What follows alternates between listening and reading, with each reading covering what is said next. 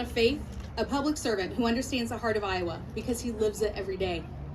From protecting parental rights and championing mental health reform to standing firm for our freedoms and values, he's been a relentless advocate for real solutions. As your state representative, he's fought to make government more transparent, more accountable, and more responsive to you, the people. He's shown that leadership isn't about titles or talking points, it's about service, courage, and deep conviction to do what's right, even when it's not easy. And now he's ready to take that leadership to the next level. So today, with great excitement and deep respect, I have the honor of introducing a bold conservative, a principled voice, and a proven fighter for the people of Iowa. Ladies and gentlemen, please welcome the next governor of Iowa, Representative Eddie Andrews.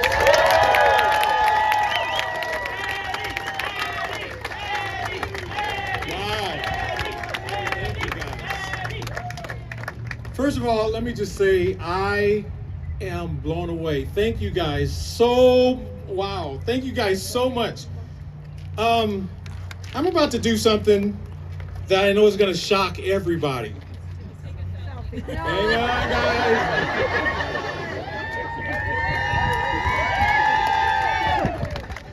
Thank you. I am so excited. I cannot believe the crowd. I should just say, this is the greatest crowd ever.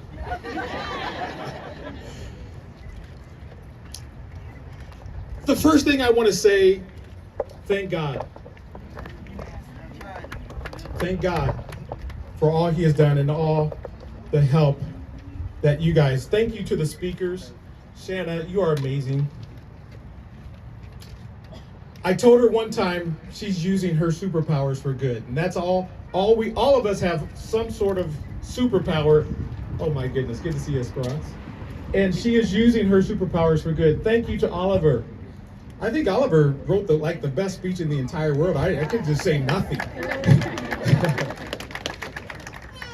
We were having a little bit of technical problems, so I'm reading this on this instead of this. So my apologies.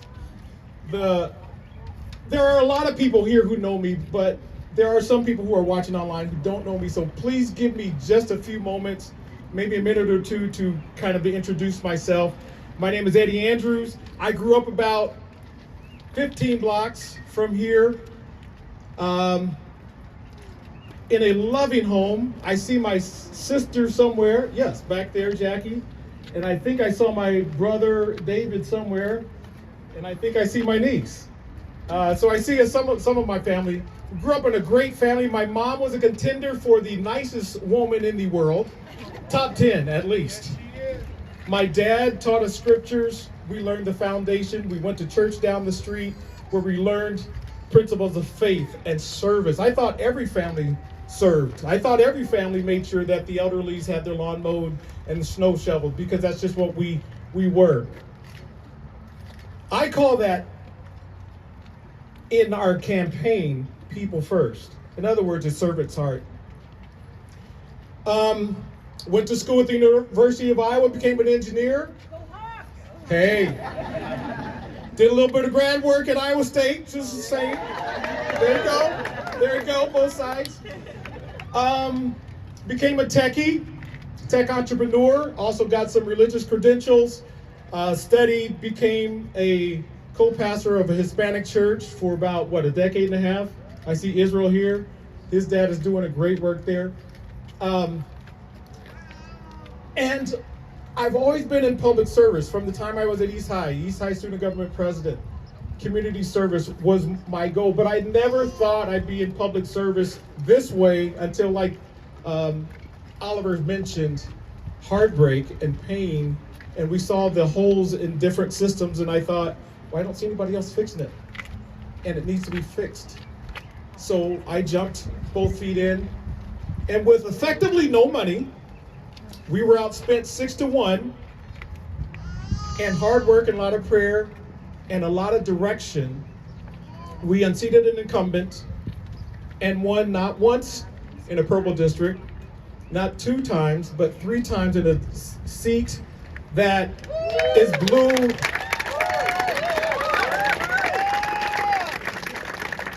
Married to a wonderful woman, as Oliver mentioned, 35-40% of people in Iowa, married couples. We don't share the same party, interestingly enough, but we work together when we can, and sometimes we can't, right? It's just the real struggle. But we've made it work. Now, I just want to say a few things about my service. One of the things that I have worked on over the last 5 years, the first thing that I worked on was mental health. The second thing was autism. And that's a lot to me. I saw Caleb somewhere. Where are you at, Caleb? Caleb worked with us on some of our autism bills, and we got House File 5 through this year, a big, huge bill. Thank you, Caleb.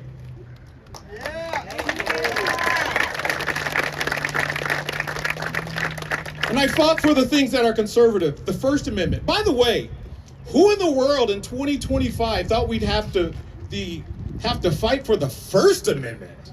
Like, for real? Freedom of speech? The Second Amendment, of course. The 10th Amendment, of course. We fought for landowner rights. We were on the front line of medical freedom when people who were trusted sources were bending the truth for political purposes. We didn't back down. There's too much time. Somebody said, well, Eddie, are you going to talk about all your policies? This is not a policy speech. We don't have 30 minutes and a sit-down dinner. But I do want to mention 2 or 3 things that I want to work on. Education. Education. When I was a kid, close to 100 years ago, Iowa was #1 consistently. If we slipped that year, we were #3.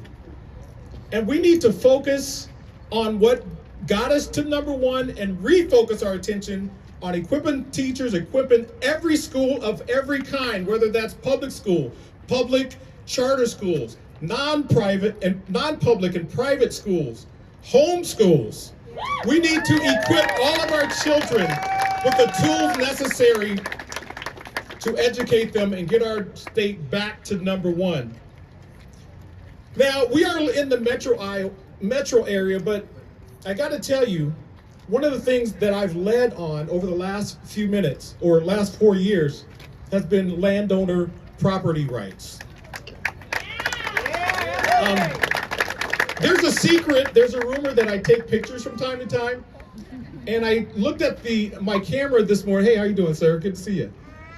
And I saw that I had 45 pictures, 45 different days that I was with the landowners.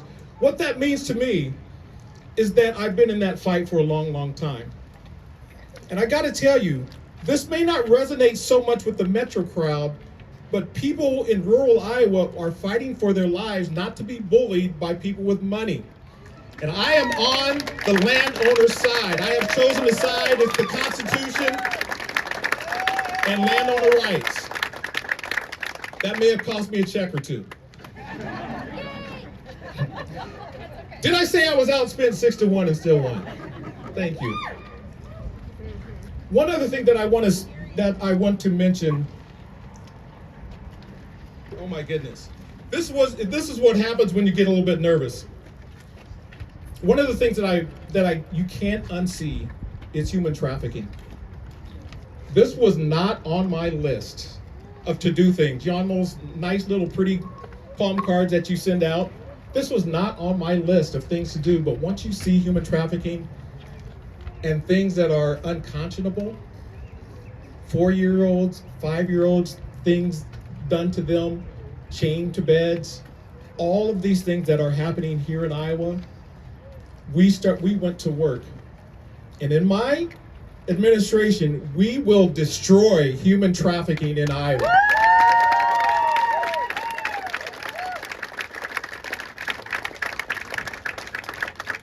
And there's this thing called property taxes. I heard the groans. Okay, look, this system has got to change. And quite honestly, it's not going to change unless you have a governor willing to push this. Yeah. And in my administration, we're going to do everything to break that existing system, eliminate them, push them in the bushes so we can all stop renting our homes.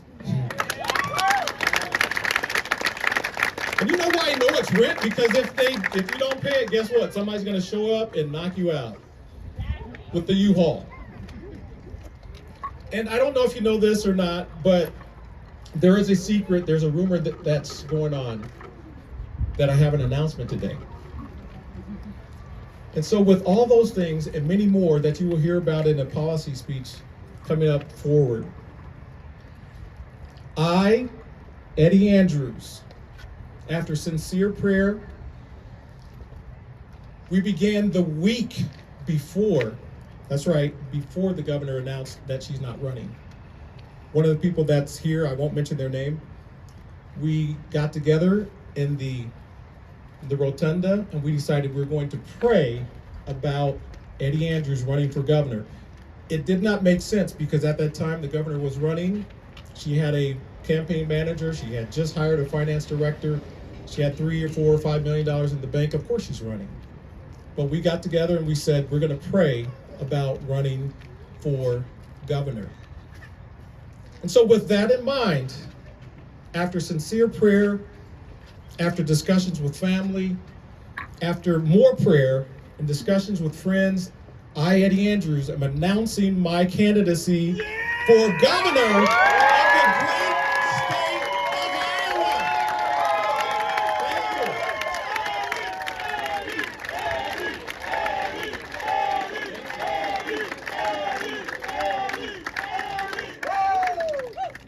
you. And with your help, we're going to make Iowa even better than it's ever been.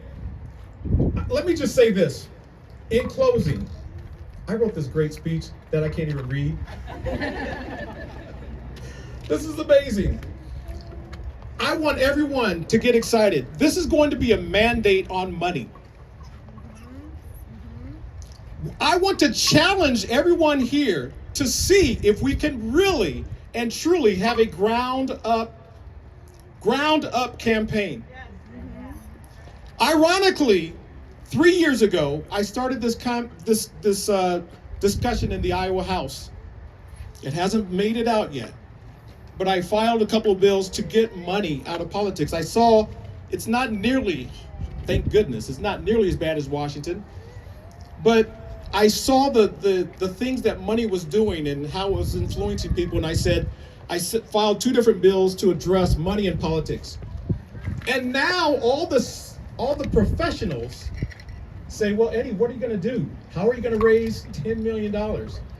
Notice they didn't ask me what my policies were, what my plans were, what my passion is. Let me tell you, this crowd here understands what's at stake. And I bet you guys over $10 or $20 million. Thank you.